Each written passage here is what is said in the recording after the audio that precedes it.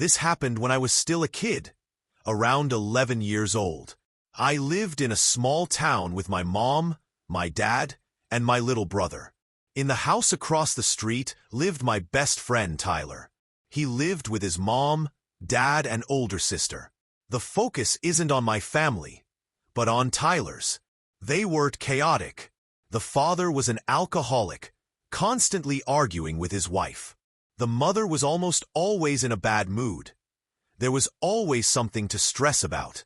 And the older sister, she was going through that rebellious teenage phase. She isolated herself in her room, blasted loud music, and complained about everything. It was a loud, confusing, unpredictable house. But it had always been that way, for as long as I could remember. Until one night, something happened, and they were never the same again. I woke up in the middle of the night, needing to go to the bathroom.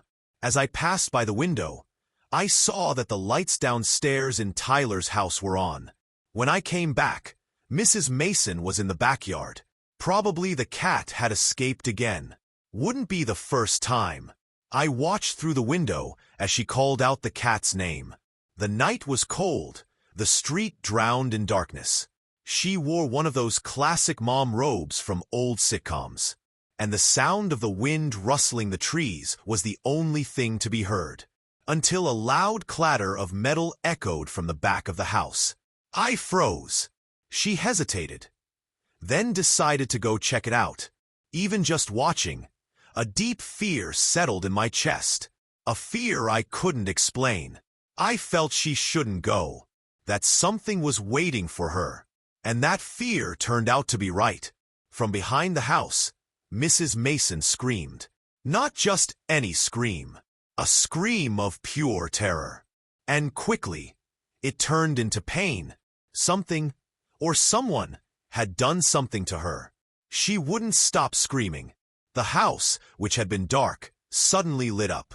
Mr. Mason flung the front door open and ran to the backyard. Then his screams came too. Screams of despair and pain, just like his wife's. And suddenly, everything stopped. Silence fell. A silence so thick even the crickets didn't dare break it. The strangest thing was that, even with those screams echoing through the night, no other house seemed to light up. No one came outside. No living soul appeared. It was as if only I and Mr. Mason had heard them. The door to the house stayed open, but even with all the lights on, the inside seemed filled with a heavy darkness, like the night itself had entered the home. I wanted to get away. I wanted to close the curtain and run to bed, but I couldn't. It was like something held me there, frozen at the window. The only thing I could hear was my own breath, shaky and uneven. Then the lights in the house began to turn off, one by one. Left to right, from top to bottom. Tyler's room went dark. Then the parents'. Then the living room. And finally, the kitchen. The night, once heavy, seemed calm again. The wind picked up once more. I could breathe again. It felt like I hadn't in hours. That's when I noticed. The living room light was back on. And there, standing in the window, was the silhouette of Mrs. Mason. Still, staring at me. I couldn't make out her face, but I knew it was her. The slam of the door echoed down the street. It was enough to make me step back from the window, run to bed, and hide under the covers. But even there, I could feel her watching me, from across the street, all night long. I woke up the next day. Everything felt so calm. For a moment, I thought I had dreamed it. But my body still carried that strange chill, as if the night was still with me. I went to the window, as if something were pulling me there. The Mason house looked normal. Too normal. Mrs. Mason was in the garden, watering some flowers that, as far as I could remember, were all dry the day before. She wore the same robe as always. Across the yard, Tyler's father was mowing the lawn with a smile on his face. The same man who used to be sprawled on the couch with a beer bottle every Saturday morning. And the daughter, The rebellious one, the one always locked in her room blasting loud music, was now sitting on the porch, wearing a floral dress, brushing her hair, and reading an old decorating magazine. It looked like a scene out of an old commercial. Something was wrong. Very wrong. Mrs. Mason saw me. She waved, a wide smile, from ear to ear. I closed the curtain and went downstairs for breakfast. My parents and brother were already seated. My mother talked about things from the market. My father played with my little brother, feeding him. And I couldn't stop thinking about what I had seen. "Mom," I began, hesitant. "Didn't you hear anything last night?" They all looked at me. "What do you mean?" "Sounds from the Mason's house. Screams. I swear I heard them." She let out a soft laugh. "Must have been a dream, sweetheart." But my dad, spreading butter on his bread, commented, "Now that you mention it, their house has been weird lately." My mom nodded. "True. This morning, when I went to get the paper, they were, I don't know, too nice. And no morning fights," my dad added with a muffled laugh. "Not even loud music from the girl," my mom said, grabbing the kettle. "They became the perfect family overnight."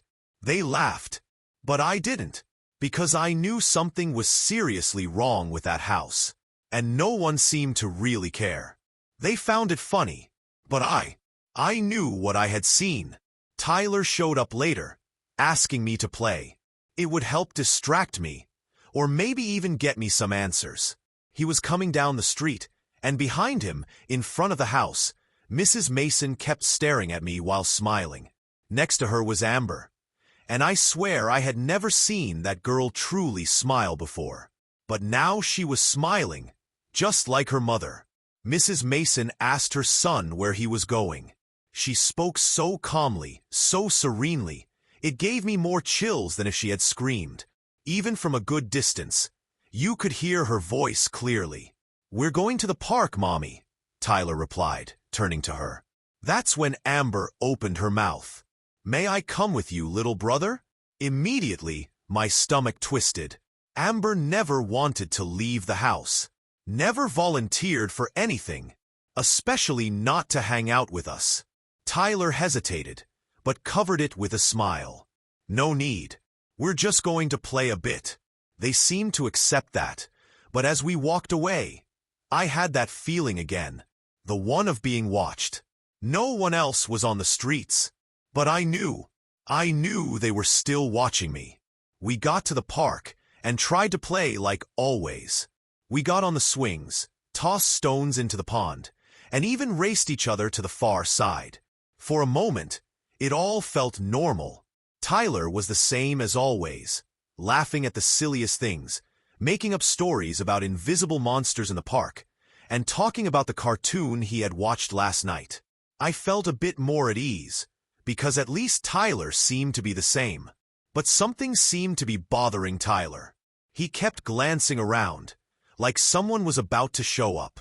I used that discomfort to ask about last night.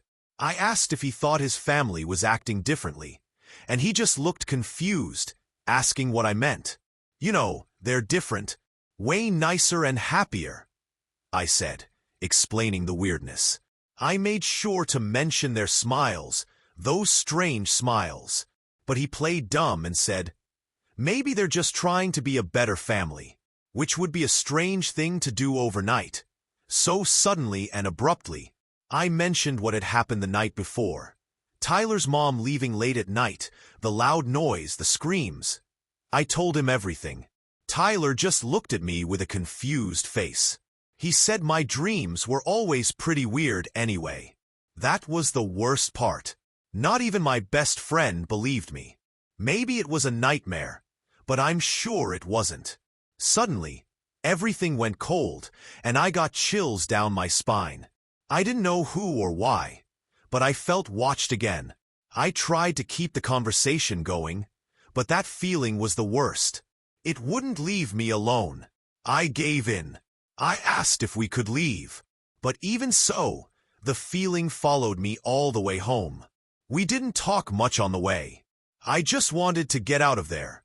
And Tyler seemed kind of quiet too. Maybe he was just tired, or maybe he noticed how uncomfortable I was. But he didn't say anything. I got home, had lunch with my family, and tried to go on with the day like nothing happened. But the feeling of being watched still clung to me, like it was stuck to my skin. The afternoon dragged on, and at night, I had dinner in silence.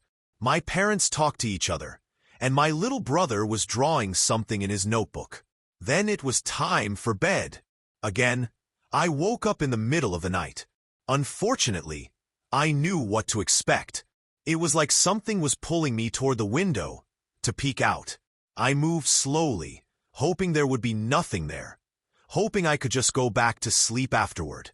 And I jumped when I saw Mr. Mason staring at me from his lawn. I quickly left the window and ran to bed, crawling under the covers, facing the wall. But I didn't know I would regret that. Everything was so quiet. I could hear my heart pounding, the wind blowing, my heavy breathing. And again that feeling of being watched, but a little different this time. I felt like the thing was close. I felt like it was right behind me.